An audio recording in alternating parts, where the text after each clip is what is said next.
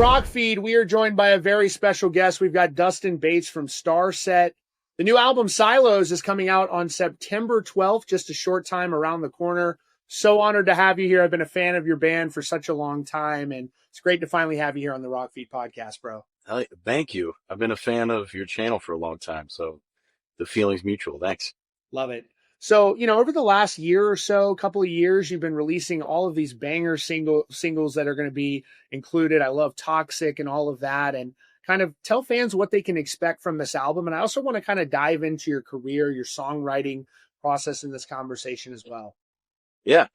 It started as trying to just do one song at a time and focus on the song and try to make it as individual and cool as I could. Usually I work on entire albums that are immersive and they kind of follow a narrative. We have novels. It's a sci-fi band, and this one was, I wanted each one to have their own little story. Then I realized along the way that actually pretty recently that this should be an album. The fans really wanted an album. They liked the singles, but man, they couldn't, they eventually got a little pissed that I wasn't, that it was just one song at a time. So I was like, all right, I'll do 3 more songs out of nowhere and make it an album. That's why I called it Silos, because the songs started as individual tracks. And I did the work with a bunch of interludes and the new songs to try to make it fit the next novel and the next sort of launch into the next era, the next narrative. And so that's what this is about, this release. So pretty excited about it. I love it. And, going back to the beginning, I'm curious kind of about your start, what fueled that sci-fi. I feel like you have, I feel like you've studied in this field. I've heard this somewhere, and kind of how the band got started and like what inspired you and all of that. Yeah, started in electrical engineering while working the band, and eventually got a record deal before I got a PhD, and I had to quit all the research and everything. And actually got a record deal with Epic Records first, and then got dropped right around the time that TV show, I forget that someone, what is it? X Factor? Is that what it was called? Ooh, yeah. Yeah. So I think they were competing for my deal because I had got dropped. I don't know, but it didn't take long. I retooled, and I had already quit everything and sold all my everything, thinking I was going to be a rock star the first time. And so I just did it again with this band, and it was even more me. So it worked out better. Starset is just a sort of a merge of my two passions. And My Demons was on that first album, and ever since then, it was, 11 or so years ago. So. And it's fascinating, all of that time you spent and invested into an education, and you're working on a PhD. Was it hard you're facing down total uncertainty. There's no guarantee it's going to work. And so was it hard to walk away from that and pursue this music dream? For better or worse, it wasn't at all. I just was like, I have numerous passions, even outside of the engineering and science and music, but this was the number one by far. So it was like immediate. Like it wasn't a question. Maybe I'm pretty high on the risk taking side too. So it was a no brainer. And I don't know. Was there anybody in your life that was like, bro, what are you doing? You're crazy. You're walking away from. Everybody, pretty much everybody. But some friends understood why, but personal relationships, family, everybody, it got pretty squirrely. That's hilarious. And I can imagine. And it's cool to look back and see how it all worked out. And, what were some of the bands that, you've got to have a strong drive, even for anyone now in a band, like you have to have a strong drive to pursue music professionally. And so I'm wondering kind of what were the bands early on for you that inspired you? I'm especially interested with you because your music is like, I would describe it as very cinematic and very, epic. And like, so what were those artists that really inspired you coming up? Yeah, getting started, it was definitely high risk and also a lot of work to try to break through at that time. It was kind of the low point for not just rock, but music in general. I think the industry side it had been spiraling down since the first wave of streaming, the illegal, Napster and stuff. Since recovered a lot, but at that moment it was tricky. But it was a no. Yeah, I was going to do it. But yeah, first art. So many artists along the way. The first one would be Phil Collins when I was like 4 years old. My mom had she was just constantly playing uh, him like in the air of the night. Maybe I want to play drums. I was poor, so I got a snare drum. That was about as good as it got. And then yeah, I got instruments along the way that I had to buy myself, and discovered grunge, discovered the Black Album from Metallica, then discovered all the old stuff from before that, which got me into metal even further, and then got into heavier and heavier stuff as it went along. But as far as Starset, it's a blend of so many things. Hans Zimmer and bands like Sigur and it's so many things. But I'm always inspired, and the narrative of the band is always changing, and so the soundtrack of what it is always changes a little bit. The way we blend the the strings and the orchestral parts and the electronics, I try to always change it. And the elements of rock and metal that I try to incorporate, it's always changing for better or worse. I mean, it's definitely not a comfort blanket of the same sound. So I don't know if that helps or hurts us, but it's fun to keep challenging myself. And it seems like these songs they're so polished, and one of the things I've always loved about Starset is you guys bring those anthemic choruses and just over the top, on first listen, stuck in your head. How do you approach that writing process? Is it just you? Are there other people involved? Like what's your Yeah. writing process like in the studio? It sometimes just me, sometimes I'll partner up with one, every once in a while two people, but the last month was a lot of me. I decided, last minute to make this an album that I didn't want to put in. It ended up being 3 songs and 6 interludes to make it feel more like an album, make it cohesive with the next novel. And I didn't want them to just be things I threw on, so I had to go hard. It's part of the what reason I still had to go. So I went right from writing into the marketing of the album, and then I got tired. It was like 18-hour days in my studio, and I got tired of being there, which is why I'm on a train right now, still working, but on a train out west. It was just a random I could do work on this train and also follow in the footsteps of Lewis and Clark like a nerd. Um, Right. so yeah, I'm always doing weird things like that, hitting the road. So I'll start with music usually, and then dive into melody and lyrics. And sometimes I'll spend just so long on the lyrics and going back and forth iteratively to try to make things better. And right now I'm in a lyric mode, hence why I'm trying to lock myself on a train, I guess. And that's really cool to me. So you really enjoy the traveling aspect. You seem to enjoy the adventure of getting out there and is that where a lot of your inspiration comes from? I don't think so. I wish it would make it easier.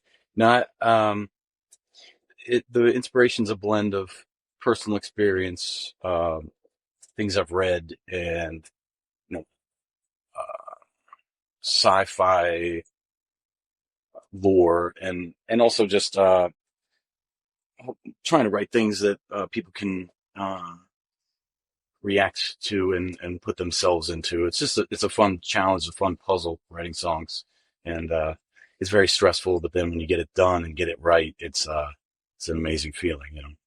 I think that's one of the things I live for is like when I solve it, like that sort of yeah feeling. So you had mentioned, you kind of grew up poor, as you said. Like, do you think that affected your drive? I mean, you're a driven person. You go deep into education. You're pursuing a PhD. You're writing pretty much all of your music by yourself. You're orchestrating your career by yourself. You've got to be a pretty driven person to be doing all of that. Yeah, definitely. Seem to have an affinity towards work, and but it doesn't. The fueled by passion with it, so it doesn't feel taxing. I enjoy it, and I don't know. It might come from early struggle for sure, but certainly enjoy it. And for you, when you got started to gain traction with the band, and it was really the first album, wasn't it? That Yeah. I mean, that's rare. You come out with your first album, and this is after you had been dropped. Yeah, so it was kind of by design. It was a now or never with that album. Um, I had already worked on numerous albums for a previous band and learned a ton and came out swinging with the band on like how to break it from the go, and it was going to work or not. And I took on, I don't like debt to this day, and but we took on a loan for this, so it was ballsy, big loan actually. Yeah. Before there was no label initially. Recorded it So you took professionally, an best actual mixer. loan, a loan with a bank, not from a label. A loan from a private individual at a certain rate and all that. Well, it was more of like a equity thing and this whole thing. Smart. Yeah, and it was yeah. If it wasn't going to work on the first album, it wasn't going to work, and got the best mixing, best production, and just went for it, and And it and worked. were you able to circumvent like the weird recoupment payoffs because of that? No, so after yeah, I got this song on the radio even, and it got to maybe it got in the hot, like the low 20s, and it was starting to get like to where everybody said they loved that song, which they ended up playing. It's still on the radio. It's crazy, but they were What acting song? like, what's that? What song? Oh, My Demons. Oh yeah. And yeah, they acted at the time, the radio and the camp, people running it, that it was sort of like, it might be pittering out, but it was like really weird. And then there was like this indication that if we signed a record deal, it would keep going. It was very odd, but we signed and it ended up being a decent fit. But yeah, we definitely, when it came to the business side, we were locked in with all the recoupment and all of the wild structure of that. It's like an 800% loan, basically. Yeah. What do you think? What do you think about? I know it's the loan structure of that. It's horrible. It's outrageous. It's like it's almost laughable if it wasn't so. It's just really bad. And well, anybody who sits down and really works through like it's like outrageous. And I to this day cannot understand it. And so with this new album, how do you, this long into your career, you've been writing songs as long as you have, how do you keep pushing the envelope? Because I've told you this before, I genuinely feel like you're pushing the envelope with these songs. I can tell that the way that you approached it one song at a time, I think it benefited your process. And so, how are you able to keep that kind of drive this far into your career where some other artists, maybe they lose their edge a bit? Yeah, I kind of obsess over that, and I'm aware and cognizant of when that edge is sort of dulled off. When we first came out, that album, the every station was like, "This is like so weird," right? And you listen back, and you're like, "It doesn't sound weird at all." No. It was forward for production and approach for that time.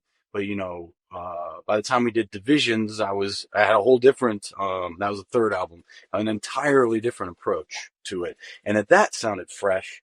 But then that now sounds like kind of just middle of the road octane at this point. So realizing that, it sucks, but it's cool. Like once you get a thing, it's comfortable to start to just keep doing that thing because that thing feels right. I like get very hyper aware that the thing that I've like developed starts to feel lazy and starts to feel tread on and tired, and it's so also it's fun. It's a bit of a pain in the ass, but it's fun to go into a new place and try to find new approaches and new sounds and new themes and blends of sounds. So initially, I'm always pissed and don't want to do it, but then I end up loving it. It's amazing. And you can tell kind of that your passion for it. You can tell when somebody's not passionate about it. And for you to be doing all of this and taking all of that on, it's just amazing. So I'm really excited about the record. And, how would you describe this album for fans who haven't listened to any of the new singles yet? It's I guess in many ways is sort of heavier because I was trying to do these one-offs that kind of just were aggressive and in your face for a lot of the campaign.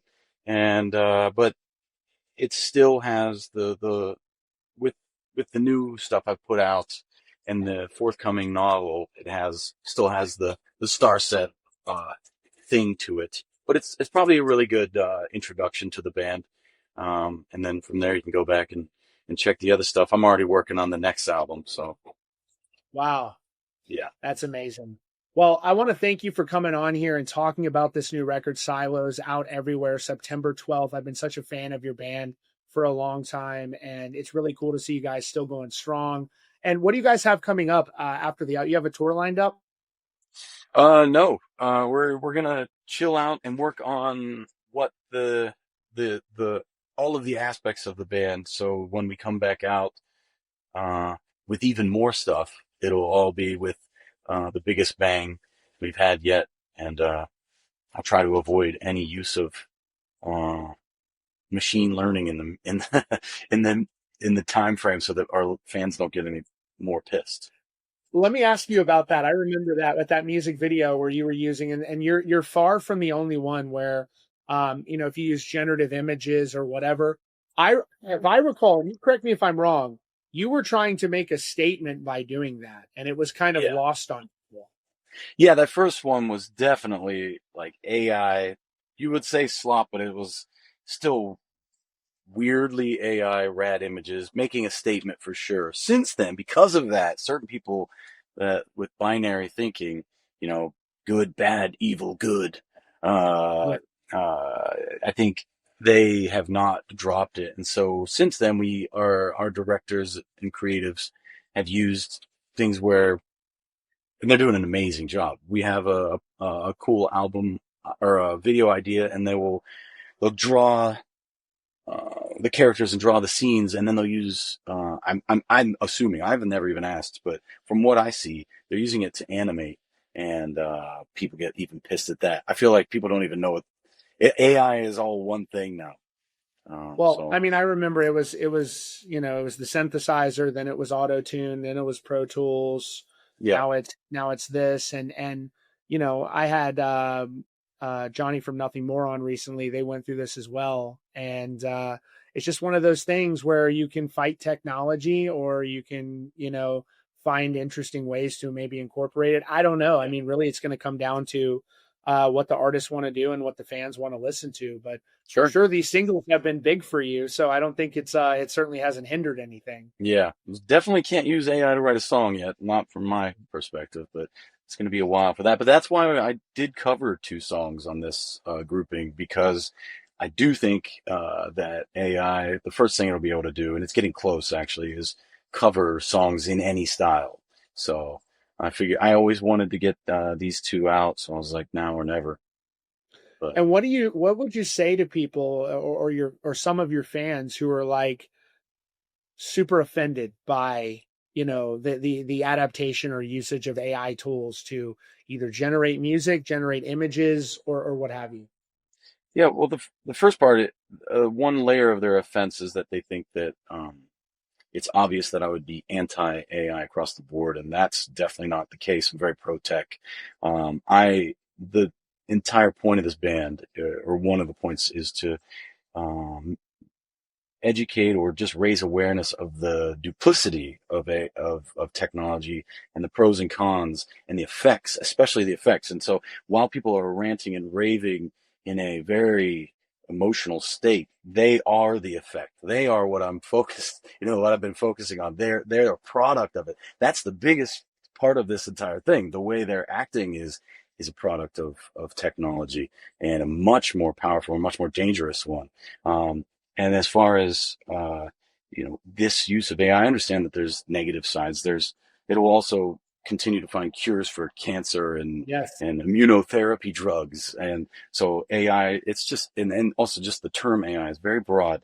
Um, I can understand if they don't want to listen to an artist that wrote a song with AI. That's, their choice, or a video. But to I to think that I'm just typing in, or we're typing in like make cool video, or, like one of the fans on Reddit, someone had sent me. I got people to send me stuff from Reddit. I try to stay off of there because it's just ridiculous. But they were making a joke about how people were likening, like it was like a shark with legs, and versus our video. Like that's the same thing. It's obviously not at all the same. Um, the our videos have a predetermined plot and a look and characters, and then who wants to draw every single frame. Hey, if that's the line for some people, I'll sorry, but that's not my line. That's not, we're willing to cross that. When people are losing, for technology, as automation has happened, it's been taking blue collar jobs. And a lot of people didn't have a lot of sympathy for that, it seemed, the learn to code. Um, but now it's going to start taking white collar jobs, and that's not going to be good either. And I think that those are like real big issues. And people could say that it's taking artist jobs, but not from my standpoint. We spent more money and hired more artists to help us with this media than ever before. So I mean, if you look at like the fine art market, is the fine art market suffering right now when you can generate realistic looking paintings? No, it's not. It's an interesting. Typically, it's just like with the invention of the internet. You have people saying it's all or nothing. The internet's going to take everything away. It's going to ruin it. AI is going to take everything away. But it is going to be a give and a take. There definitely will be major drawbacks to AI, but there will be, as you mentioned, and even so far, major breakthroughs as well. And so it's a mixed bag like anything, yep. but obviously, as we see in music, it's something that is currently very, very volatile with fans and how they feel about it and all of that, and certainly something that's going to engage people in a lot of discussion. So I really appreciate your feedback on that. And by the way, where do you see all of that going? Where do you see, as someone who studies technology, where do you see broadly AI affecting society as a whole, even outside of music? Yeah, it's all probabilistic at this time, and so I don't know entirely, but some careers are going to be easier. That's why I say initially more of what white collar careers are, accounting and things like that. They're up first, and then who knows? And there was going to be more and more ramifications of that. But yeah, it's a mixed bag. Like you said, there'll be churn. There may be more jobs created as a result. Are they better? I don't know. Like if you look at now versus 100 years ago, things are a lot better. People don't want to admit it, but we live better than an emperor 200 years ago, minus the concubines, right? Um, but I guess I don't cancel me. I was just kidding. But No, I the think it's fun. running plumbing and electricity and having the world's information at your fingertips. But at the same time, there was turnover. There's so many weird jobs that we never would have expected even 20 years ago. And I think the same will happen. And hopefully it doesn't get to the point of needing universal basic income for everybody in some weird dystopia. But, the possibility is always there. But not using it as a tool to hire other artists to make more art is not where I would take the stand. Right. Well, I really appreciate it. This has been a great discussion. And even speaking of technology, the fact that you're able to be somewhere out west, riding on a train, having a conversation, I mean, I think that's a testament to the benefits of technology. We had some lady screaming in the background, but other than that, this has been absolutely incredible, bro. And I really appreciate it. I'm very excited about this new record. So thank you so much for your time today, bro. Dude, thank you. I'm, like I said, big fan. You're always like the funniest, most realist dude in this, and like the fact that you're a fan has always been super obvious. A fan of rock and a supporter of rock, and so I'm so pumped that you have continued to grow. So it's an honor to be on here, and it means a lot. Thank you. And I'm so thankful for those words as a fan of yours. So thank you, bro. It means a lot. Thanks, dude.